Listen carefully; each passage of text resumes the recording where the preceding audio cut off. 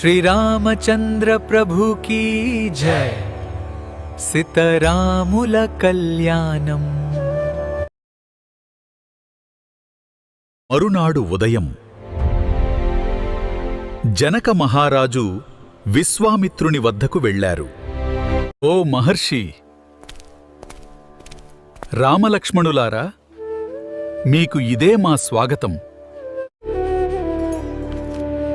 తమరికి ఏమి కావాలో నన్ను ఆజ్ఞాపించండి. వీరు దశరథ మహారాజు పుత్రులు. నీ వద్ద ఉన్న ఆ శ్రేష్టమైన ధనుస్సును చూడాలని అనుకుంటున్నారు. ఆ ధనుస్సు శివధనుస్సు.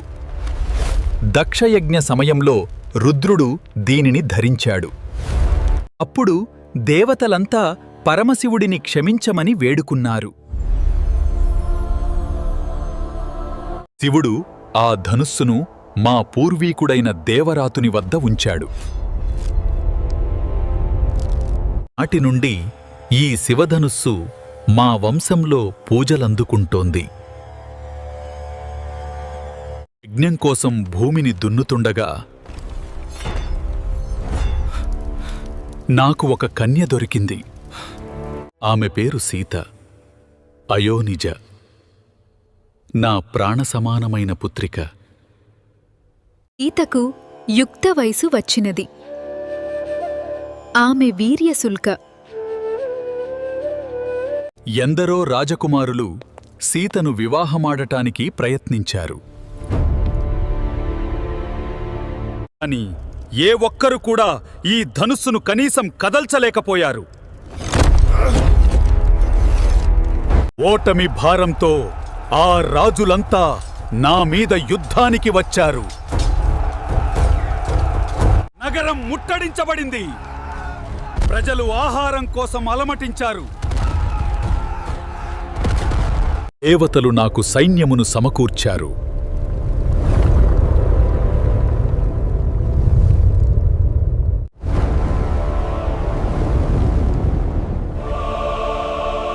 దేవతా సైన్యం ధాటికి తట్టుకోలేక శత్రురాజులు పారిపోయారు.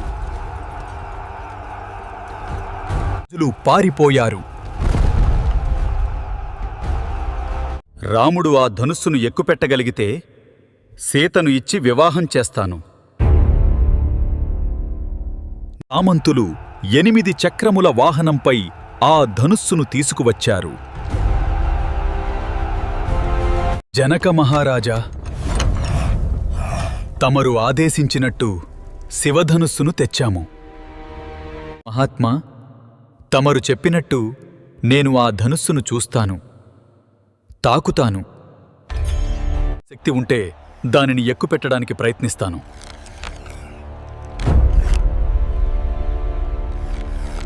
అందరూ ఆశ్చర్యంగా చూస్తుండగా రాముడు అవలీలగా ధనుస్సును ఎత్తాడు. రాముడు ఆ ధనుస్సుకు నారిని తగిలించి లాగాడు. ఫెడేల్మని ఆ ధనుస్సు మధ్యకు విరిగిపోయింది. పిడుగుపడ్డట్టు భయంకరమైన శబ్దం. భూమి కంపించింది. రాముని వీరత్వమును చూచాను. నా దేహం గగుర్పొడిచింది. ఇది కలా నిజమా? రాముడు సీతకు తగిన వరుడు. వెంటనే అయోధ్యకు పోయి దశరథ మహారాజుకు ఈ శుభవార్త తెలపండి. దూతలు 3 దినములు ప్రయాణించి అయోధ్యకు చేరారు.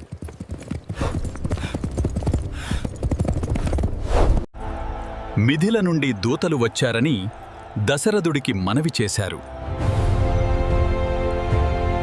కుమారులు రాముడు, లక్ష్మణుడు క్షేమంగా ఉన్నారా? రాముడు శివధనుస్సును అవలీలగా విరిచాడు మహారాజా. జనకునితో ఈ సంబంధం మనకిష్టమేనా?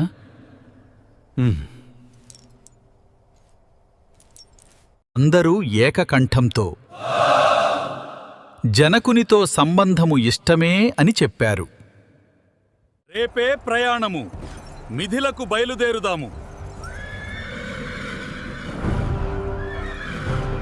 రేపే ప్రయాణము. మిథిలకు బయలుదేరుదాము. రాత్రి గడిచి తెల్లవారింది.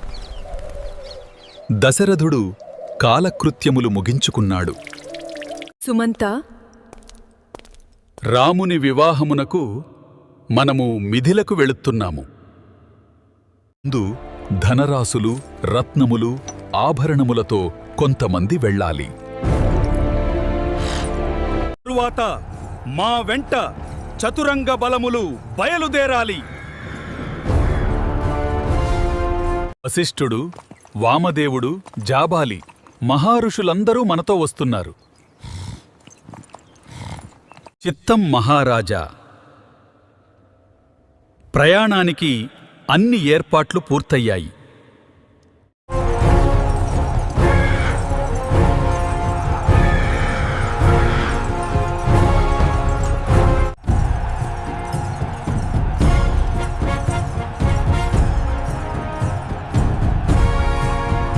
నాలుగు రోజుల నిరంతర ప్రయాణము సాగింది.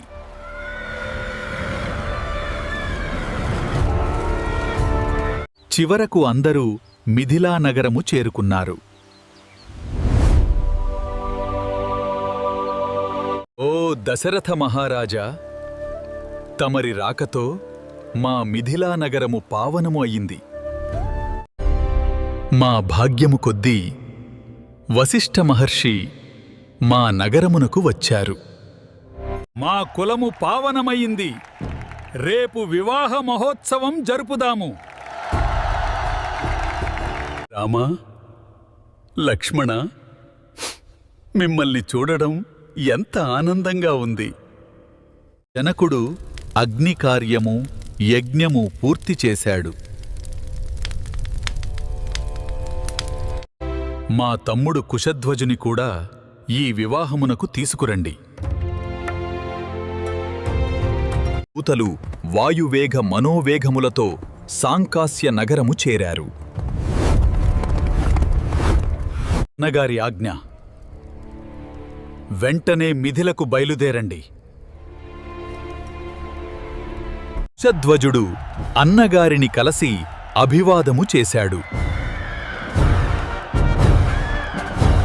దశరథ మహారాజా, మిమ్మల్ని చూచుటకు మా మహారాజు ఆతురతగా ఉన్నారు. మా కులగురువు వశిష్ఠుడు మా వంశవృక్షము గురించి వివరించగలడు. అవ్యక్తము నుండి బ్రహ్మదేవుడు పుట్టాడు. ఆయన శాశ్వతుడు. బ్రహ్మకుమారుడు మరీచి. మరీచి కుమారుడు కశ్యపుడు. కశ్యపుని కుమారుడు సూర్యుడు. సూర్యునికి మనువు పుట్టాడు.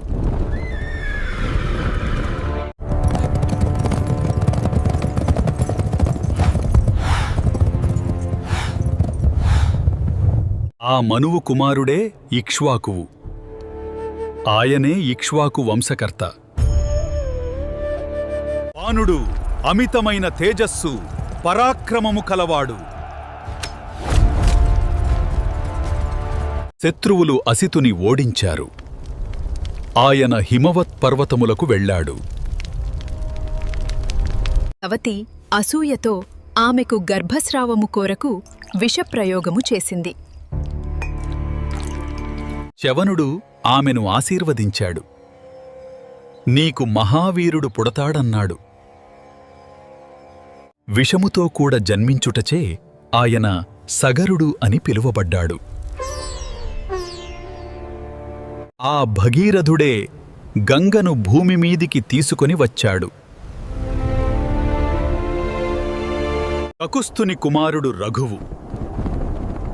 ఆయన పేరుతోనే రఘువంశము మొదలయింది. శాపవశాత్తు ఆయన మనిషి మాంసము తినే రాక్షసుడయ్యాడు. అంబరీషుని కుమారుడు నహుషుడు. నహుషుని కుమారుడు నాభాగుడు. నాభాగుని కుమారుడు అజుడు. అజుని కుమారుడే దశరథ మహారాజు. ఈ దశరథుని పుత్రులే ఈ రామలక్ష్మణులు. వీరు మొదటి నుండి విశుద్ధమైన వంశములో పుట్టినవారు, పరమధార్మికులు. ఇటువంటి వీరులను నీ కుమార్తెలు వరించడం శుభప్రదము. మా కులము ధన్యమైంది వశిష్ఠ మహర్షి.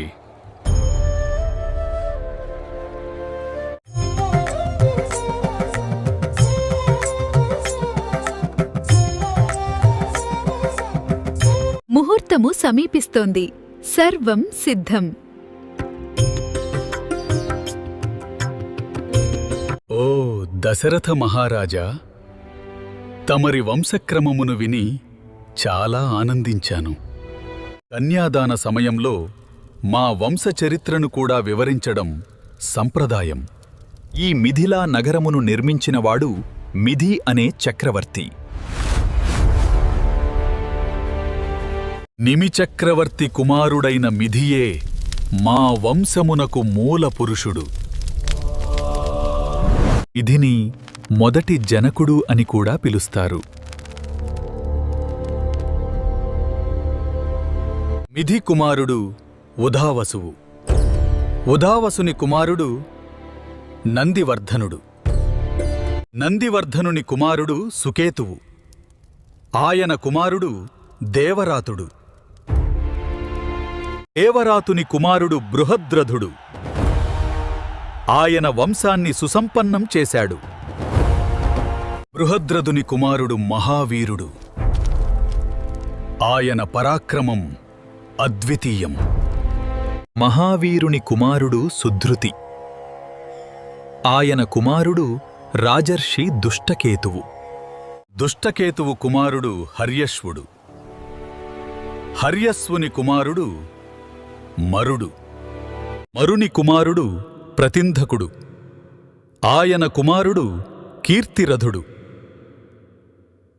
కీర్తిరథుని కుమారుడు దేవమీఢుడు. దానగుణంలో సాటిలేనివాడు. దేవమీఢుడు కుమారుడు విబుధుడు. ఆయన కుమారుడు మహీధ్రకుడు.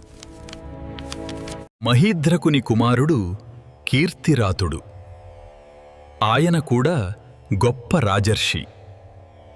రాజర్షి కీర్తిరాతునికి మహారోముడు జన్మించాడు. మహారోముని కుమారుడు స్వర్ణరోముడు. ఆయన తేజస్సు సూర్యప్రభ. స్వర్ణరోముని కుమారుడు హ్రస్వరోముడు. ఆయనే నా తండ్రిగారు. ఆయనకు ఇరువురు కుమారులు. పెద్దవాడను నేను. రెండవవాడు కుశధ్వజుడు. నా తండ్రిగారు నన్ను రాజుగా చేసి తమ్ముని బాధ్యతను నాకు అప్పగించి వనములకు వెళ్లారు. కొంతకాలము తరువాత సాంకాశ మహారాజు సుధన్వుడు నా మీదకు దండెత్తి వచ్చాడు. శివధనుస్సును సీతను తనకు ఇవ్వమని అహంకారంతో వర్తమానం పంపాడు. నా కుమార్తెను కాని శివధనుస్సును కాని ఇవ్వడానికి నేను అంగీకరించలేదు. మా ఇరువురికి ఘోరమైన యుద్ధము జరిగినది.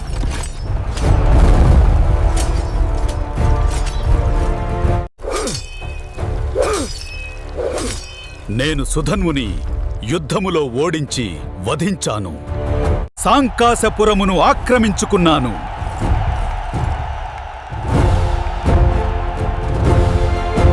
నా తమ్ముడు కుశధ్వజుని సాంకాశపురమునకు రాజుగా పట్టాభిషిక్తుని చేశాను. ఓ వశిష్ఠ మునీంద్ర, మా సోదరులలో నేను పెద్దవాడను. నా కుమార్తె సీత. నా తమ్ముడు కుశధ్వజుని కుమార్తె ఊర్మిళ. సీతను రామునికి, ఊర్మిళను లక్ష్మణునికి ఇచ్చి వివాహము జరిపించాలని సంకల్పించాను. ఈ విషయమును 3 మార్లు నొక్కి చెప్పుచున్నాను.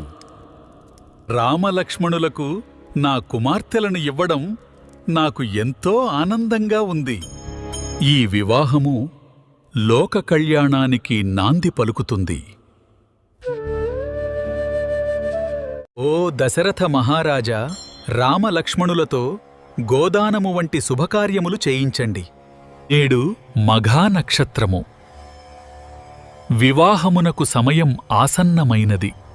నేటికి 3వ రోజున ఉత్తర ఫల్గునీ నక్షత్రంలో వివాహం జరిపిస్తాము. ఈ 2 రోజులు దానధర్మములు, పితృకార్యములు నిర్వర్తించండి.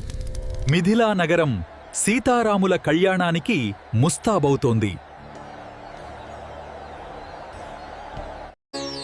రఘువంశం మరియు నిమివంశం ఇకపై ఒక్కటే. శ్రీమద్ రామాయణము బాలకాండము 71వ సర్గ సంపూర్ణము. ఓం స్వస్తి. శ్రీ సిత రమచంద్ర పరబ్రహ్మానే నమః. కళ్యాణమస్తు.